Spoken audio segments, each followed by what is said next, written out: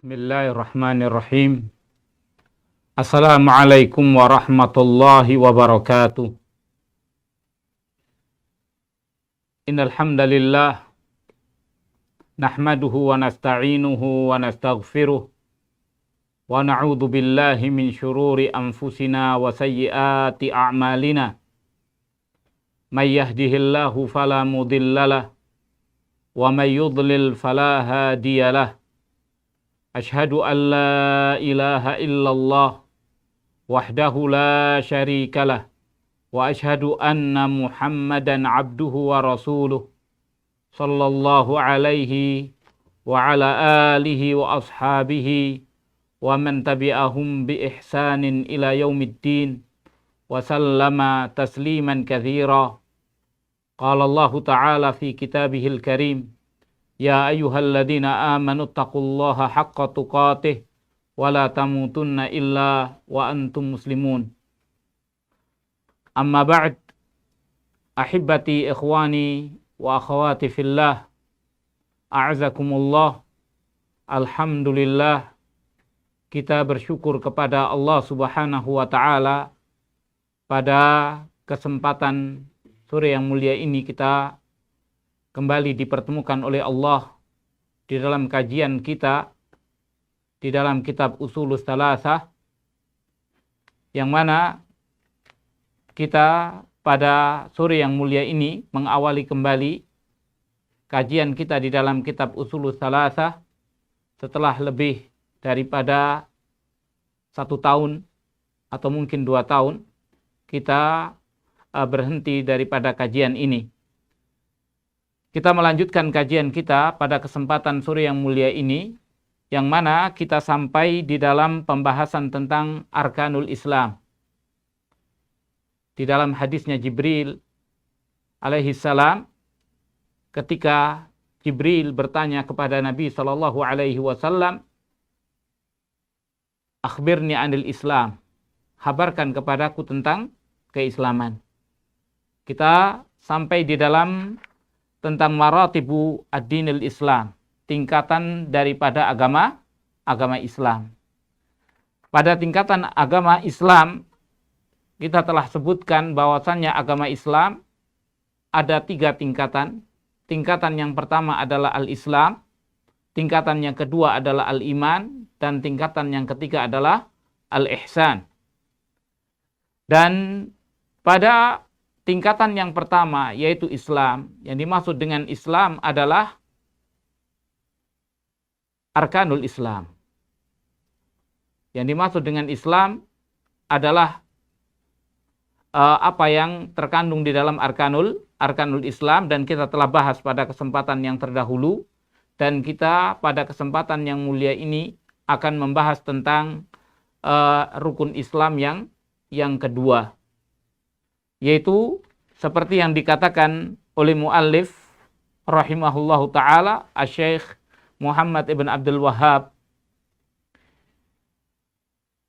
sebagaimana tertulis di dalam kitab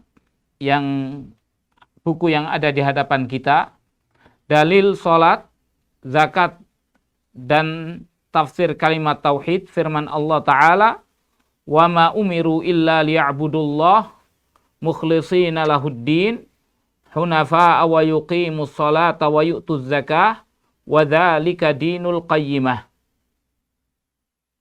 Dan Allah berfirman, padahal mereka tidaklah diperintahkan kecuali supaya beribadah kepada Allah dengan memurnikan ketaatan kepadanya, lagi bersikap lurus, dan supaya mereka mendirikan salat serta mengeluarkan zakat. Demikian itulah tuntunan agama yang lurus. Di dalam pernyataan muallif rahimahullahu ta'ala, sebagaimana kita ketahui bahwasannya muallif menegaskan bahwasannya agama Islam itu haruslah diketahui dengan dalil-dalilnya. Dan pada kesempatan itu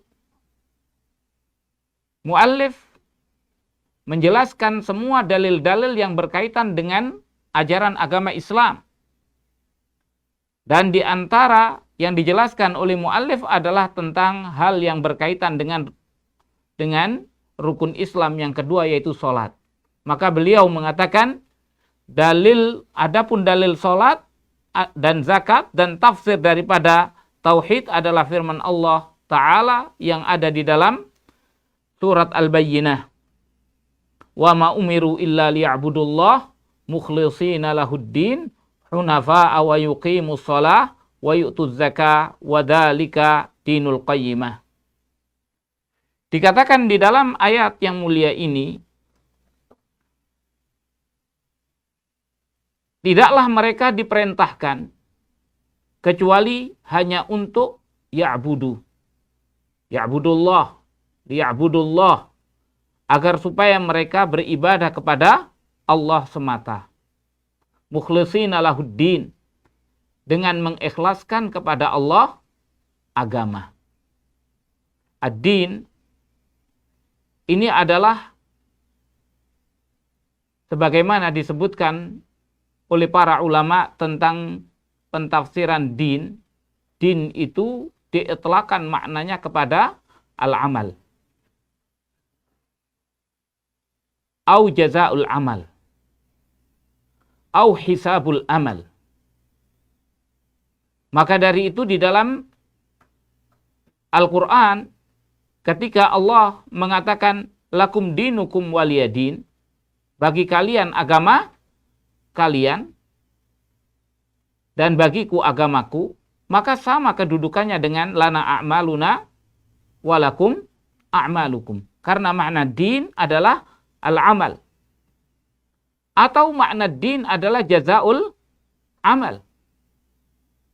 Maliki yaumuddin. Maliki yaumiddin. Pemilik hari pembalasan. Yaumuddin, yaumul hisab, yaumul jaza. Karena tidak mungkin terwujud al-jaza kecuali bil hisab. Maka dari itu, di dalam ayat yang mulia ini, Allah Subhanahu wa Ta'ala yang pertama memerintahkan untuk menyembah Allah Tabaraka wa Ta'ala dengan cara mengikhlaskan kepada Allah saja agama, yakni amalan. Maka seluruh amal itu haruslah ditujukan niat dan maksudnya adalah untuk Allah Tabaraka wa Ta'ala. Tidak boleh amal itu diperuntukkan untuk selain Allah. Ini yang pertama. Yang kedua, Allah mengatakan wa yuqimus shalah, dan menegakkan salat. Ini syahid yang kita bahas. Menegakkan salat. Salat di dalam rukun Islam yang 5 adalah kewajiban nomor 2 setelah syahadatain. Dan salat ini adalah tanda yang paling konkret tentang keislaman seseorang. Karena syahadat yang menjadikan orang itu masuk Islam dengannya mungkin hanya sekali, dan tidak semua orang tahu, dan tidak ada yang bisa membedakan. Adapun salat, maka itulah yang menjadi penentu secara zahir orang itu Islam atau bukan Islam. Makanya Nabi kita Muhammad sallallahu alaihi wasallam mengatakan, al-farqu bainana wa bainal musyrikina tarkus shalah. Faman tarakaha faqad kafar. Perbedaan antara kami dengan orang-orang musyrik adalah meninggalkan salat. Siapa yang meninggalkan maka ia telah kafir. Hal ini dikarenakan tidak ada sesuatu yang nampak jelas yang memisahkan antara orang Islam dan orang non-Islam kecuali salat. Adapun zakat, maka itu untuk yang mampu. Adapun puasa, maka tidak ada orang yang tahu. Adapun haji, itu pun juga untuk orang yang mampu. Maka dari itu, perbedaan yang konkret dan nyata antara orang Islam dan orang yang non-Islam adalah menunaikan sholat. Maka apabila seseorang itu meninggalkan sholat, maka ia secara zahir tidak ada bedanya dengan orang kafir atau orang non-Islam. Tidak ada bedanya dengan orang non-Islam. Dan di sini sholat, sebagaimana dikatakan di dalam footnote-nya di sini, rukun kedua adalah sholat, yaitu ibadah kepada Allah dengan ucapan dan perbuatan yang diawali dengan takbir dan diakhiri dengan salam.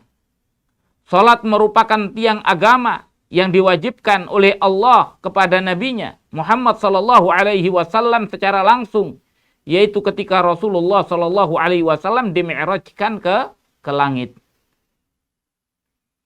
Maka ini tentang besarnya arti ibadah sholat. Yang mana sholat itu diwajibkan oleh Allah Subhanahu wa ta'ala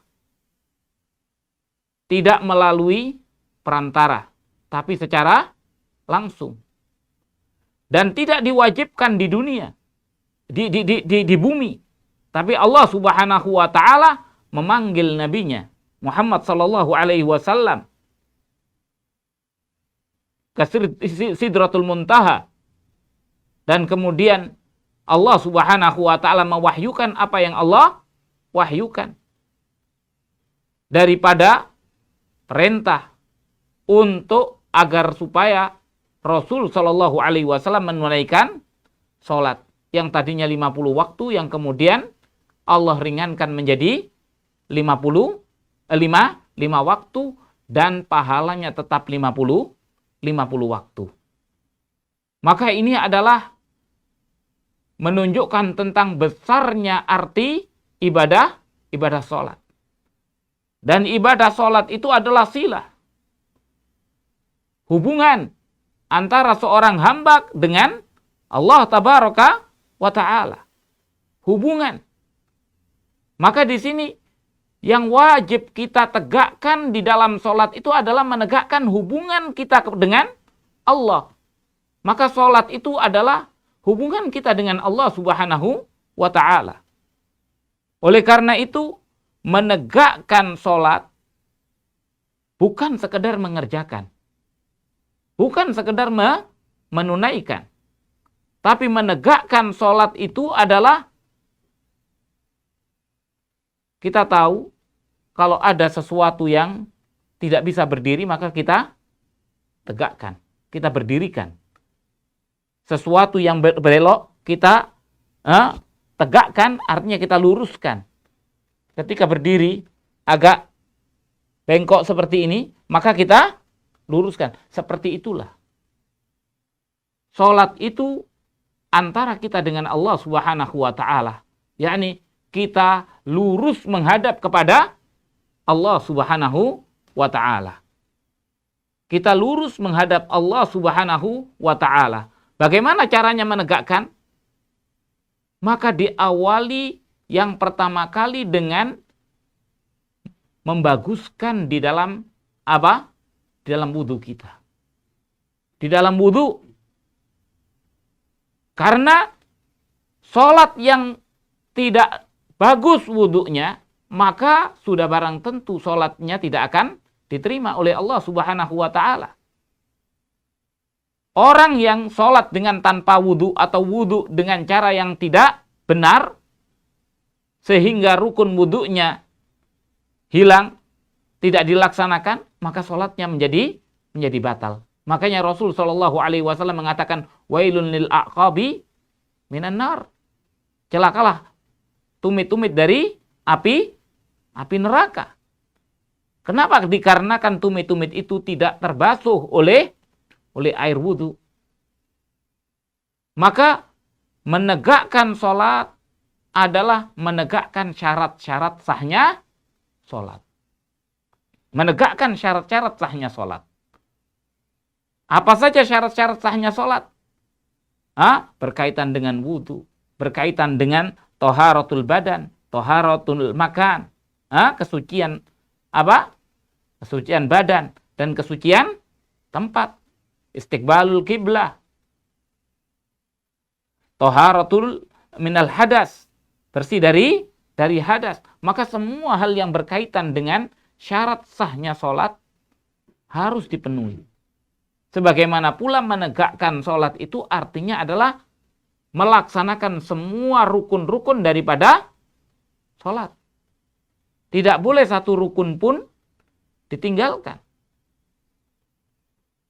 Ketika seseorang meninggalkan satu rukun, maka batal sholatnya. Sholatnya menjadi roboh. Tidak lagi tegak. Sebagaimana pula syarat menegakkan sholat itu adalah menegakkan kewajiban-kewajiban sholat. Di dalam sholat dibedakan antara rukun dengan kewajiban. Kalau rukun itu ditinggalkan, maka secara langsung batal.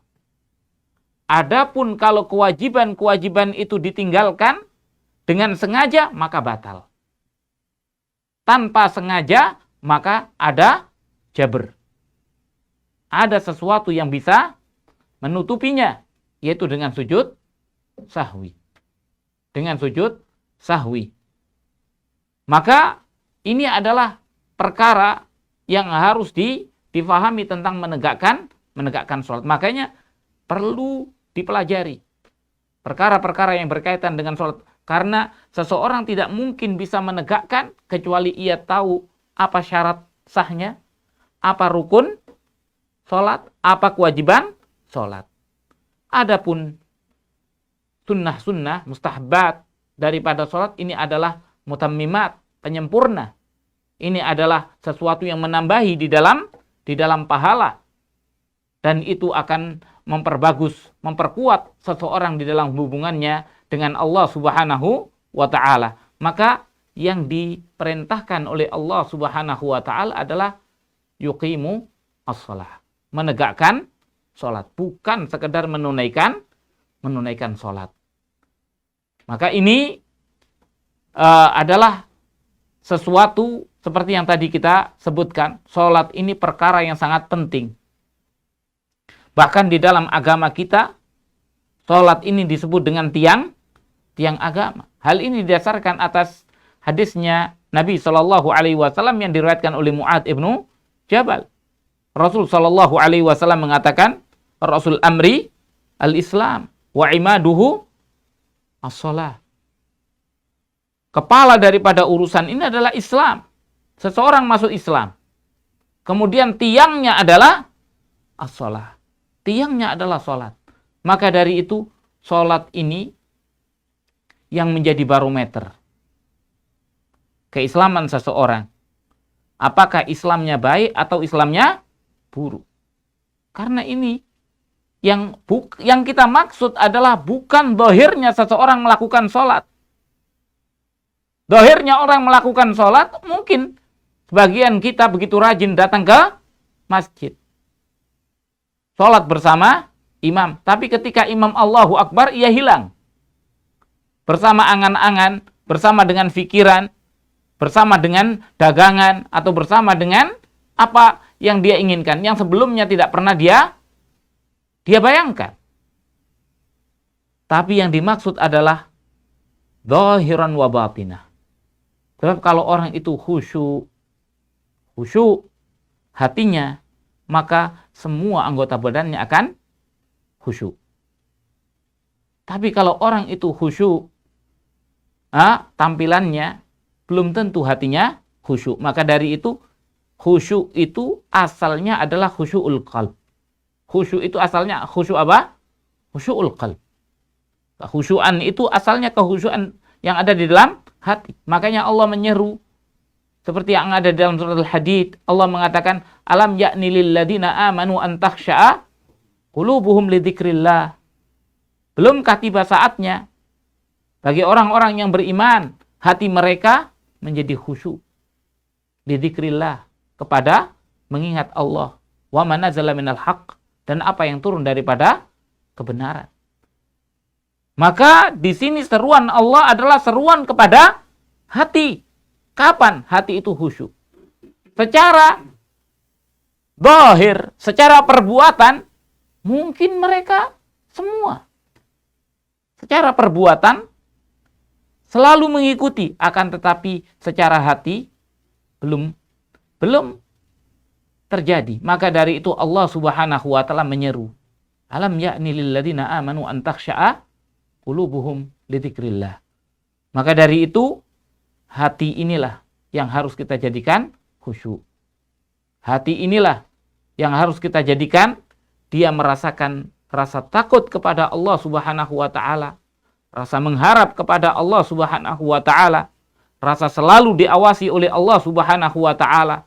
Maka kalau setiap orang merasakan kekhusyuan di dalam sholatnya, maka ini akan memiliki pengaruh yang besar di dalam perjalanan kehidupannya. Perlu kita ketahui, sholat itu setiap hari 5 kali. Maka bagaimana seseorang itu ketika ia sholat setiap hari 5 waktu sedikitnya, dan ia merasakan pertemuan dengan Allah di setiap sholatnya. Ia merasakan pertemuan. Ia bermunajat secara langsung kepada Allah Subhanahu wa ta'ala.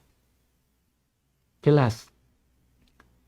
Apabila seseorang yang sedemikian rupa keadaannya, maka ia akan susah untuk kemudian berbuat kemaksiatan kepada Allah Subhanahu wa ta'ala. Maka dari itu itulah yang dikatakan oleh Allah, inna sholata tanha anil fahsyai wal munkar.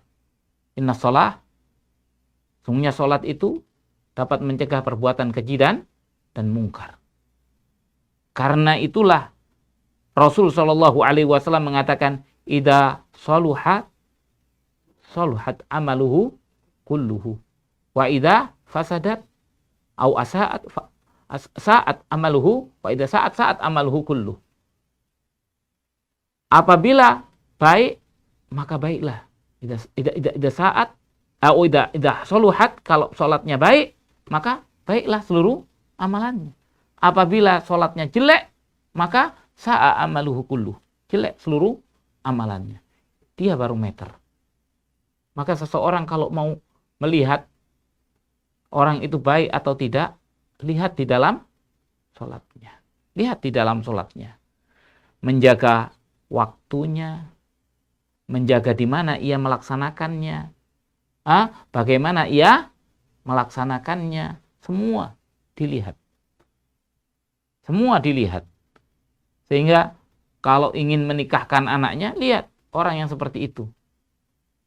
Tidak usah melihat banyak hal. Cukup dilihat dari sholatnya. Sholat itu adalah ukuran barometer. Demikian pula di hadapan kita di hadapan Allah Subhanahu wa ta'ala. Dilihat dari sholat kita. Maka sekarang waktunya kita introspeksi diri. Apakah sholat kita itu seperti yang dikehendaki oleh Allah Subhanahu wa ta'ala? Jangan sampai kita ini, coba lihat sahabat Nabi Shallallahu Alaihi Wasallam seperti yang dikatakan oleh Abdullah ibn Mas'ud. Abdullah ibn Mas'ud memaknai surat yang ada dalam surat Al-Hadid yang tadi kita sebutkan. Alam ya'ni lil ladzina amanu an takhsha'a qulubuhum li dzikrillah. Dikatakan oleh Abdullah ibn Mas'ud radhiyallahu anhu, dikatakan, tidaklah antara keislaman kami sampai diturunkan ayat ini hatta atabanallah. Beliau mengatakan hatta atabanallah, sampai Allah Subhanahu wa ta'ala mencela kami. Kecuali 4 tahun. Yani tenggang waktu 4 tahun dikasih oleh Allah untuk khusyuk, ternyata belum khusyuk. Maka Allah Subhanahu wa ta'ala menegur dengan cara yang lembut. Tapi bagi orang yang memiliki hati, yang faham tentang, yakni orang karim, akan tahu. Dengan bil isyarah yafham. Orang karim, bil isyarah yafham. Orang yang mulia itu dengan isyarat saja faham. Orang itu marah apa tidak? Faham. Allah Subhanahu wa taala di dalam ayat ini mengatakan apa? Belumkah tiba saatnya? Ini teguran lembut, tapi bagi orang yang memiliki hati, itu adalah sesuatu yang menghujam ke dalam jantung hatinya. Sangat ini keterlaluan. Kita sudah keterlaluan kepada Allah Subhanahu wa taala, sampai Allah mengatakan alam ya'ni lil ladzina amanu an takhsha'a qulubuhum li dzikrillah. Maka khusyuk dikehendaki oleh Allah Subhanahu wa taala, khususnya di dalam urusan salat. Kita memikirkan dunia semuanya. Waktu ini kita pikirkan untuk dunia. Iya kan? Mikirkan apa saja. Allah hanya menginginkan agar kita tidak memikirkan dunia di dalam lima waktu ini. Ketika kita sholat. Kita sholat. Jangan pikirkan yang lainnya. Oleh karena itu belajarlah untuk khusyuk agar supaya kita bisa merealisasikan, mewujudkan rukun Islam yang kedua, yaitu iqamis shalah, menegakkan sholat. Kemudian yang ketiga, rukun Islam yang ketiga, rukun ketiga yaitu zakat. Zakat, sebagaimana kita ketahui bersama, zakat itu diwajibkan oleh Allah Subhanahu wa taala di tahun yang kedua. Dan yang dimaksud dengan zakat itu adalah zakatul mal. Yang dimaksud dengan zakat adalah zakatul mal. Dan bukanlah yang dimaksud dengan zakat itu zakat al-fitrah. Karena zakatul fitr itu adalah zakatun nafs. Zakat apa? Zakat jiwa. Sehingga diwajibkan pada setiap jiwa. Kecil, besar. Kaya, miskin. Budak, orang merdeka. Semua. Bayi pun kena kewajiban. Maka dari itu hal yang berkaitan dengan zakat jiwa, zakatun nafs. Tapi yang dimaksud di dalam rukun Islam ini yang kadang-kadang tidak difahami oleh hampir semua masyarakat kita. Begitu ada kata-kata zakat, maka yang dimaksud adalah zakat fitrah. Apa susahnya zakat fitrah? 2,5 kilogram atau 3 kilogram setiap jiwa per tahun. Tidak ada susahnya. Tapi yang dimaksud dengan zakat itu adalah zakatul mal. Yang Allah Subhanahu wa taala kadang mengungkapkan dengan ungkapan infak. Alladzina yunfiqun. Di dalam Alif Lam Mim dzalikal kitabul la raiba fihi hudal lil muttaqin. Alladzina yu'minuna bil ghaibi wa yuqimuna shalah.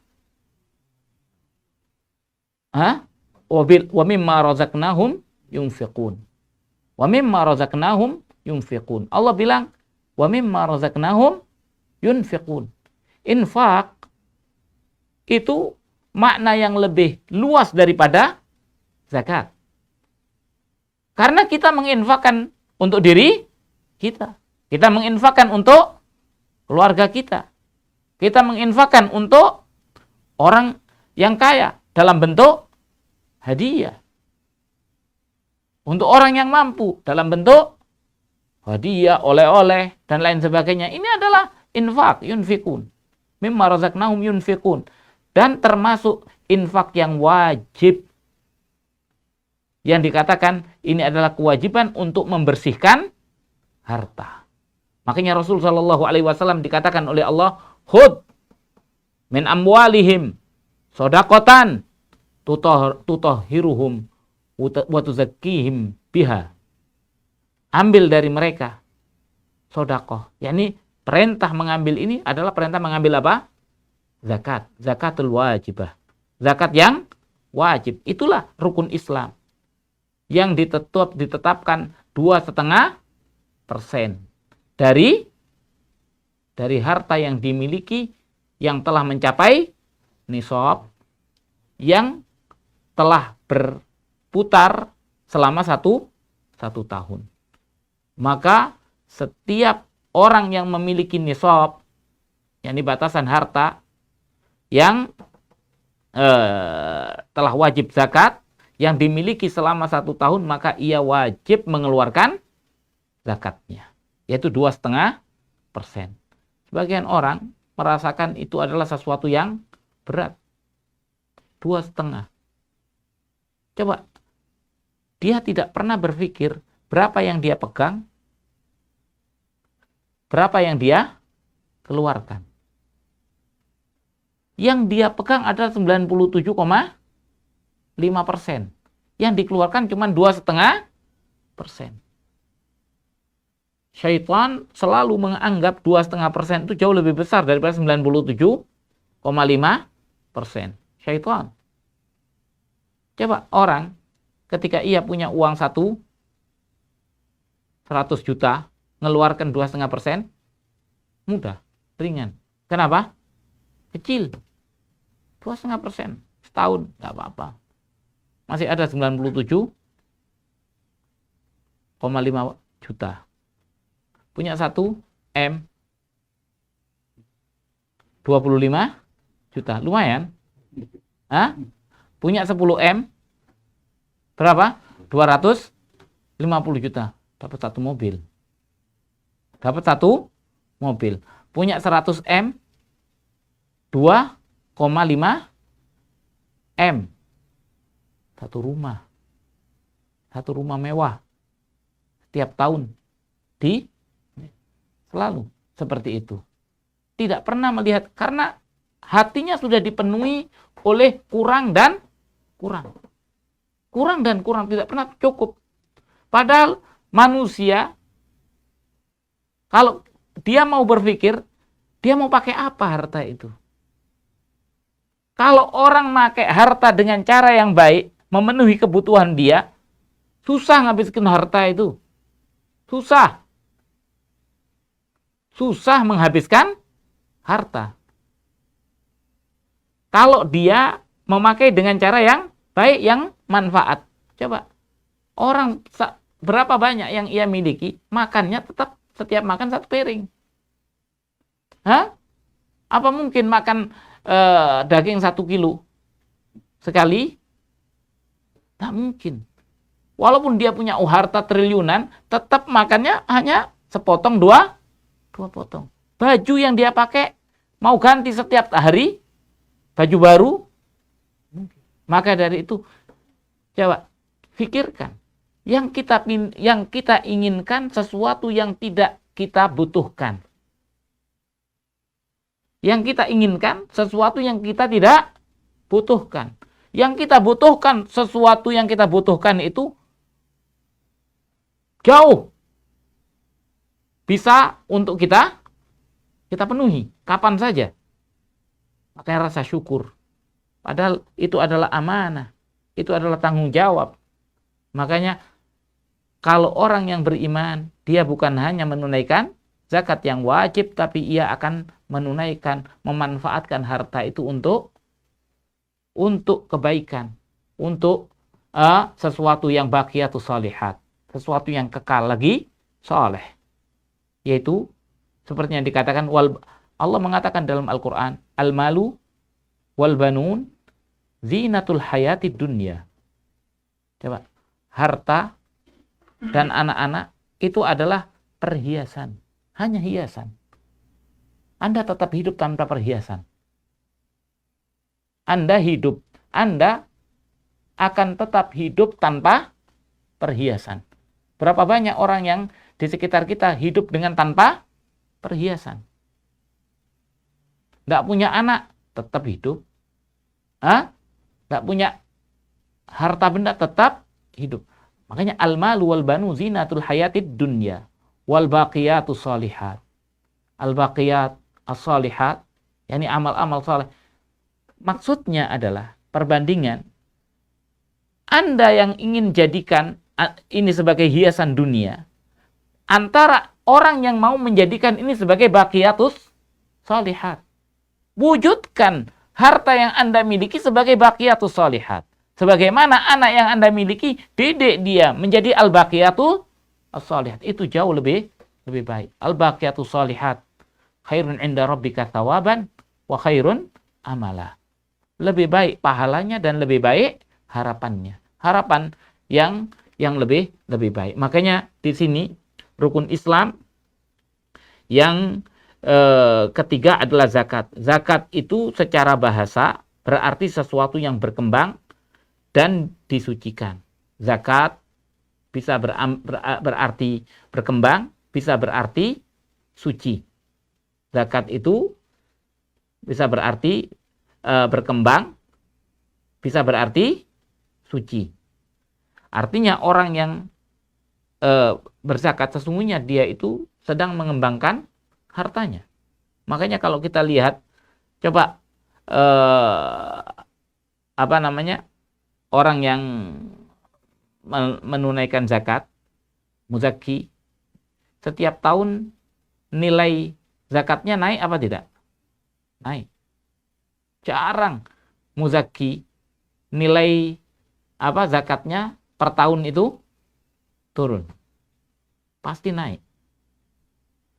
Ini adalah bukti nyata bahwasannya orang yang berzakat itu sebenarnya dia sedang mengembangkan, dan di sini dia juga sebagai tazkiyah, mensucikan hati. Kenapa? Karena orang yang zakat ini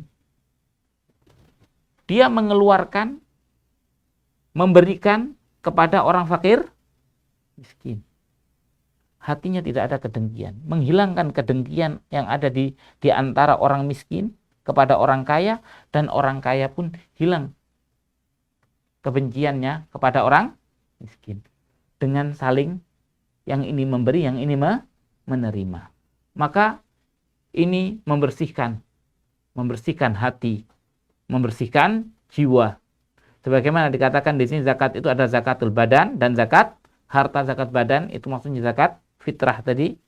Zakat harta adalah zakat harta, yaitu sesuatu, ada zakat harta yang berkaitan dengan pertanian, ada zakat harta yang berkaitan dengan emas dan perak, yakni uang yang dimiliki, naqdain, emas dan perak, dan harta-harta yang lainnya, harta-harta yang lainnya.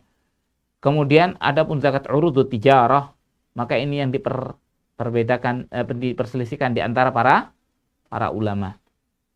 Urudut tijarah, yang dimaksud dengan urudut tijarah itu barang dagangan. Jadi bagaimana cara menzakatinya? Cara menzakatinya, sebelum barang itu ditawarkan, dijadikan sebagai barang dagangan, maka di total, ini tadi saya habis kulaan barang seharga 100 juta, maka dikeluarkan dulu 2,5%. Seperti itu. Baru kemudian apa yang didapat ini tidak kena. Setiap kali pula sesungguhnya ini menjadi lebih praktis.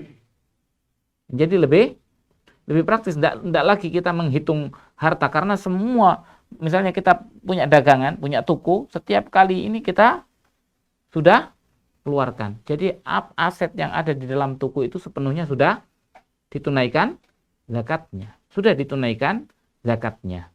Namun ulama berbeda berpendapat di dalam hal ini. Kalaupun tidak kena seperti ini, maka ia akan kena pada akumulasi daripada semua hartanya yang ditunaikan setiap tahun. Maka inilah hal yang berkaitan dengan zakat. Zakat dan sholat, sesuatu yang selalu disebutkan oleh Allah Subhanahu wa ta'ala, hampir selalu disebutkan oleh Allah Subhanahu wa ta'ala beriringan.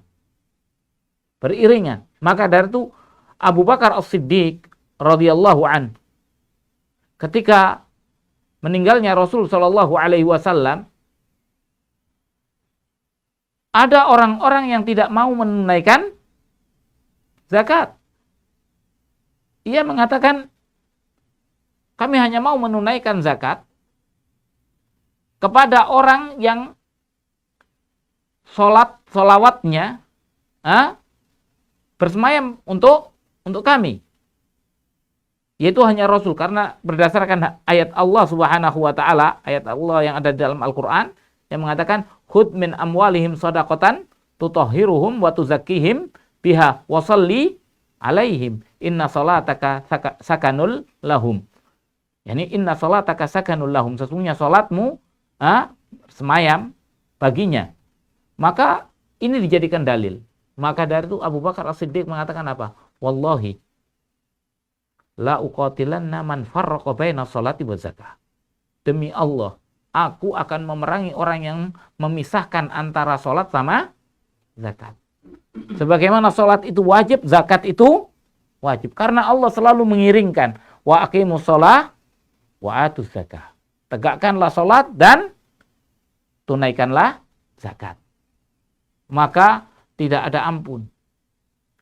Makanya walaupun orang yang tidak menunaikan zakat, dilihat hukumnya.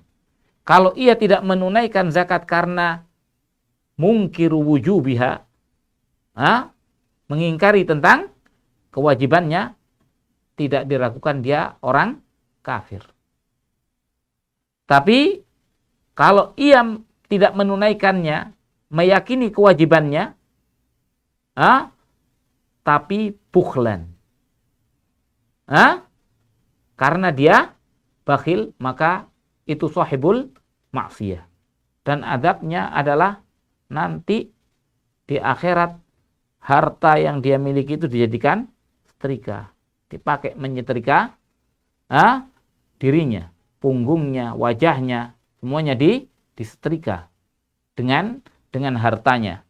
Dan nanti di akhirat ia akan dikejar-kejar oleh ular yang besar, dan ular itu mengatakan ana maluka, ana maluk. Aku adalah hartamu, aku adalah hartamu. Inilah rukun Islam yang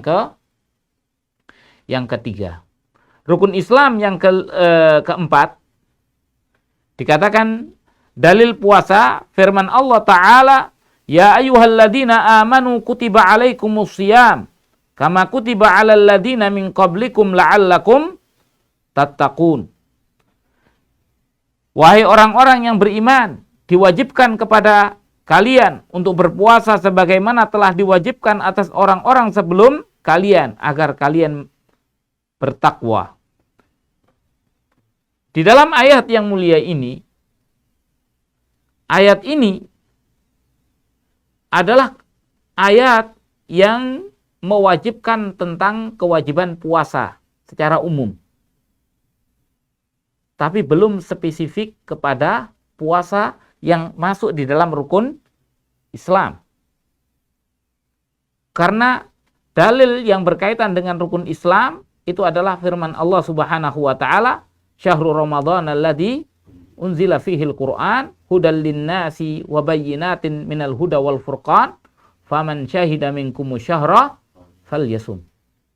Adapun ini kewajiban yang secara umum. Dikatakan bahwasannya sebelum diwajibkan puasa Ramadan, sesungguhnya ada kewajiban puasa seperti puasa Asyura, puasa-puasa yang diperintahkan oleh Rasul Shallallahu Alaihi Wasallam pada saat itu, baru kemudian ditetapkan kewajiban berpuasa di dalam bulan Ramadan. Dan kewajiban atau puasa di dalam bulan Ramadan itulah yang dimaksud dengan apa?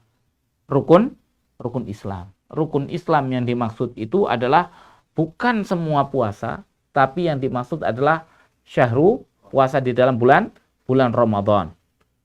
Puasa sebagaimana kita ketahui dia rukun keempat. Puasa secara bahasa maknanya apa? Al-imsak, menahan diri. Maka kalau kita bandingkan puasa dengan kesabaran, maknanya sama. Apa artinya sabar? As-sabru artinya apa? Al-imsak, menahan. As-sabru itu artinya adalah menahan. Maka dari itu sebagian ulama mengartikan wasta'inu bis-sabri was-shalah, yakni bis-shaumi was-shalah. Karena makna saum dan makna sabar itu sesuatu yang sama. Maka dari itu pahala yang disediakan oleh Allah Subhanahu wa taala pun sama. Coba Allah Subhanahu wa taala mengatakan di dalam hadis qudsi tentang masalah puasa. Allah mengatakan, "Kullu amal ibnu Adam lahu wal hasanatu bi asyri amsalihha ila 700 dhif. Illa shiyam fa innahu li wa ana ajzi bihi." Semua amalan anak Adam untuknya. Dan setiap kebaikan dilipat gandakan menjadi 10 kali lipat sampai 700 kali lipat, kecuali puasa. Allah kecualikan puasa. Puasa tidak ada batasnya. Fa innahu li, puasa itu untukku, wa ana ajzi bihi, aku sendiri yang akan melihat. Dilihat oleh Allah Subhanahu wa taala bagaimana puasanya. Apakah puasanya benar-benar untuk Allah Subhanahu wa taala?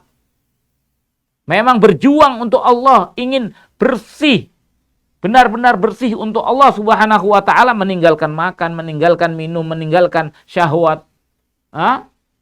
Bersikap benar-benar seperti yang diinginkan oleh Allah, maka ini memerlukan kesabaran yang sangat luar biasa. Orang bisa menjaga lisan, orang bisa menjaga pandangan, orang bisa menjaga pendengaran, orang bisa menjaga hati, pikiran, semua dijaga. Makanya orang yang berpuasa untuk Allah Subhanahu wa taala hakikatnya adalah orang yang menahan diri. Orang yang menahan diri dari segala hal yang dilarang. Ibadah puasa itu ibadah menahan.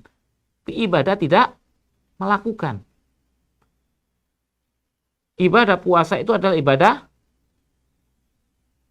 tidak melakukan. Tidak melakukan. Oleh karena itu, ini ibadah yang sangat butuh kesabaran. Ini adalah sabar.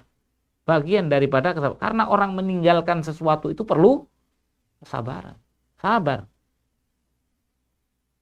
Coba, saya disuruh ceramah seperti ini. Mungkin kuat. Tapi saya disuruh 1 jam tidak boleh ngomong. Beratan mana? 1 jam ngomong sama 1 jam tidak boleh ngomong. Kecuali ketika saya tidur. Tapi kalau orang di hadapan orang semuanya tidak boleh ngomong. Berat. Itu adalah sesuatu yang berat. Ada saja yang tapi ini namanya puasa. Puasa itu meninggalkan sesuatu karena Allah Subhanahu wa taala. Meninggalkan sesuatu karena Allah. Makanya Allah balas pahala yang besar, yang Allah tidak tentukan. Demikian pula Allah mengatakan innama yuwaffas sabiruna ajrahum bighairi hisab. Hanya saja disempurnakan pahala orang-orang yang sabar, pahala mereka itu dengan tanpa hisab. Sama. Puasa dengan tanpa hisab, sabar pun dengan tanpa hisab. Karena puasa itu adalah kesabaran. Adapun puasa secara istilah beribadah kepada Allah dengan menahan diri dari perkara-perkara yang membatalkan puasa, disertai niat, dimulai ketika terbitnya fajar dan berakhir ketika terbenamnya matahari. Ini adalah definisi yang umum yang kita ketahui bersama. Puasa merupakan salah satu ibadah yang paling utama dibandingkan dengan yang lainnya karena terkumpul di dalamnya 3 macam sabar. Iya, di dalam puasa itu terkumpul 3 macam sabar. Sabar, bagaimana kita telah sebutkan di banyak kesempatan, sabar fi ta'atillah, sabar fi musibatillah, sabar fi an maksiatillah. Maka orang yang berpuasa ada dalam ketaatan apa tidak? Sabar di dalam musibah karena dia menahan lapar, menahan haus. Ini semua adalah sesuatu yang bisa menimpa siapa saja. Kemudian dari kemaksiatan, orang yang berpuasa dari yang halal saja larang, apalagi yang haram. Coba bayangkan, kalau ada orang yang menahan diri dari yang halal tapi tidak bisa menahan diri dari yang haram. Ini kebalik. Ini kebalik. Makanya Anda disuruh puasa dari perkara yang halal agar supaya perkara-perkara yang haram ini jangan pernah yang halal saja tidak boleh, apalagi yang haram. Makanya kalau berpuasa tinggalkan perkara-perkara yang haram. Jangan ini tidak makan nasi, tidak minum, tapi makan daging saudara. Makan daging saudara. Ya'kulu ahadukum lahma akhihi maitan fakarihtumu. Riba. Riba, makan daging saudara. Ini puasa tapi makan daging saudaranya. Maka ini hal-hal yang dilarang, hal-hal yang diharamkan itu jauh harus lebih ditinggalkan. Sebab yang halal saja dilarang oleh Allah Subhanahu wa taala. Makanya kedudukan menunjuk ini salah satu yang menunjukkan tingginya kedudukan puasa adalah Allah menyandarkan kepada dirinya sendiri atas pahala orang-orang yang berpuasa. Ini memberikan pahala dengan tanpa batasan, karena puasa itu pahalanya seperti pahala orang yang bersabar. Kemudian rukun Islam yang kelima, ini yang terakhir, adalah dalil haji firman Allah Ta'ala, walillahi 'alan nasi hijjul baiti man istata'a ilaihi sabila wa man kafara fa innallaha ghaniyun 'anil 'alamin. Dan wajib bagi manusia melakukan haji untuk Allah, yaitu bagi orang yang mampu mengadakan perjalanan ke Baitullah. Dan barang siapa yang mengingkari kewajiban haji, maka sungguhnya Allah Maha Kaya, tidak memerlukan semesta alam. Di dalam ayat yang mulia ini adalah dalil tentang kewajiban haji. Haji itu ila baitillah. Ila baitillah. Maksud adapun makna haji secara bahasa artinya qasd. Apa qasd? Memaksudkan, menuju. Di sini dikatakan berniat. Al-qasd yang dimaksud adalah menuju. Orang menuju sesuatu maka sesungguhnya dia hajja. Secara bahasa. Orang memaksudkan menuju sesuatu itu untuk melakukan satu praktek ibadah, itu disebut haji. Makanya tidak salah orang yang mengatakan haji ke kuburan, haji kecil. Tidak salah, tapi tidak boleh hukumnya. Iya kan? Kalau secara ungkapan mereka mengatakan, kita melihat orang-orang, sallallahu alaihi wasallam, yakni orang-orang, mudah-mudahan Allah kasih mereka petunjuk. Mereka melakukan haji. Haji ke kuburan. Ini adalah sesuatu yang keliru. Dan ini sesuatu yang bertolak belakang dengan tuntunan daripada Nabi kita Muhammad sallallahu alaihi wasallam. Dan perintah Allah Subhanahu wa taala.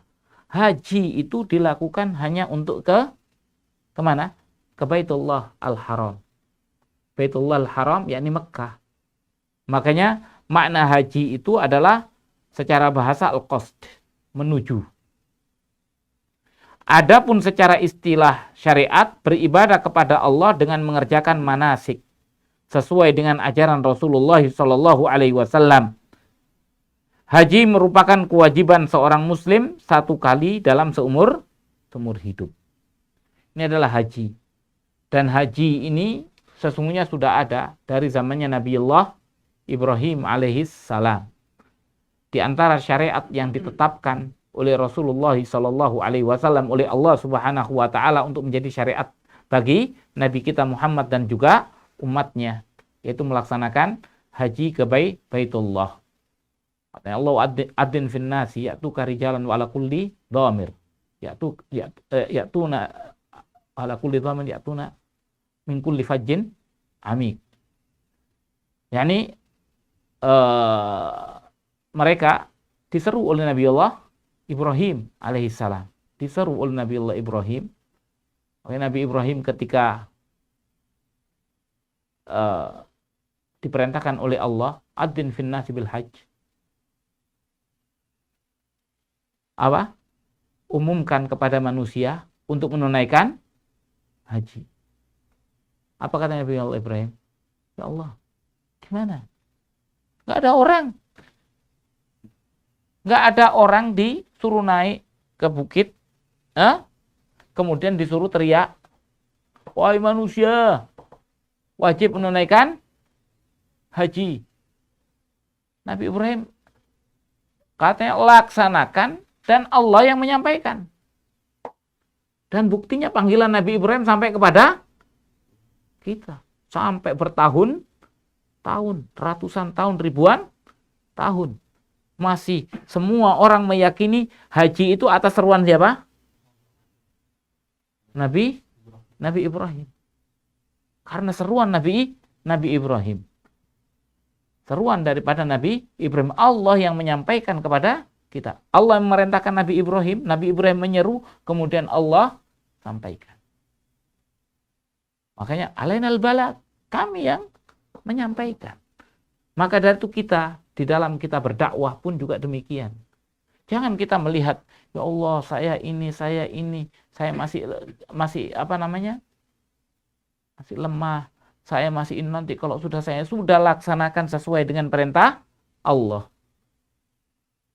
Nanti pada akhirnya Allah lah yang akan menulis jejak kita. Dan kemudian jejak kita itu akan Allah kekalkan. Dan itu akan menjadi amal jariah bagi kita. Kita tidak tahu mana yang akan dikekalkan oleh Allah Subhanahu wa ta'ala. Mungkin sesuatu yang kita anggap akan kekal, belum tentu itu akan menjadi kekal. Tapi sesuatu yang kita lakukan dengan ikhlas, dengan ini dan lain sebagainya, tiba-tiba Allah kekalkan jejak kita itu. Maka dari itu laksanakan perintah Allah Subhanahu wa ta'ala, biarkan Allah Subhanahu wa ta'ala yang menentukan. Biarkan Allah Subhanahu wa ta'ala yang menentukan. Haji ini pun juga sama. Orang yang muslim, dia memiliki kewajiban untuk menunaikan haji dalam seumur hidup cuma satu kali. Makanya haji ini kewajiban yang berkaitan dengan harta, berkaitan dengan jiwa, dengan badan, anggota tubuh. Karena orang punya harta, kalau tidak punya kekuatan juga tidak bisa haji. Orang punya kekuatan tapi tidak punya harta juga tidak bisa haji. Punya harta, punya kekuatan juga Anda tidak bisa haji. Karena tidak dapat kuota haji. Maka dari itu semua dikatakan oleh Allah, man istata'a ilaihi sabila. Siapa yang mampu. Makanya mampu itu ternyata tidak seperti di zamannya Rasul, iya kan? Zamannya Rasul kemampuan itu hanya pada harta dan kekuatan badan untuk bisa melaksanakan. Kita sekarang ini banyak orang-orang daftar haji, tapi sudah mampu hartanya, mampu badan dan tenaganya, ternyata tidak bisa berangkat. Kenapa?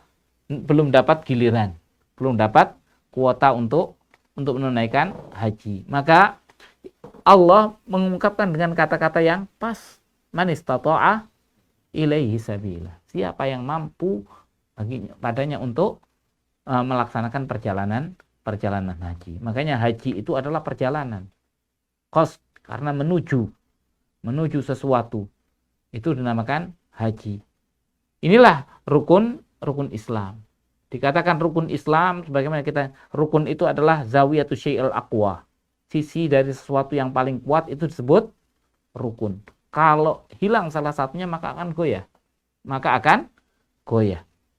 tapi yang paling pokok adalah sholat.